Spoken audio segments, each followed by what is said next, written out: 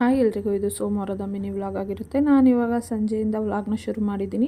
ಸಂಜೆ ಸ್ನಾನ ಎಲ್ಲ ಮುಗಿಸ್ಕೊಂಡು ಪೂಜೆ ಎಲ್ಲ ಆಯಿತು. ಇವತ್ತು ಕಾರ್ ಪೂಜೆ ಮಾಡಿಸೋಣ ಅಂತ ಹೇಳಿ ಹೊರಟಿದ್ದೀವಿ. ಕಾರು ನಿನ್ನೆ ವಾಶ್ ಮಾಡಿಸಿರಲಿಲ್ಲ, ಸೊ ಹಾಗಾಗಿ ಅಮಾವಾಸ್ಯೆ ದಿನ ಮಾಡ್ಸೋಕ್ಕಾಗಲಿಲ್ಲ ಪೂಜೆ ಅಂತ.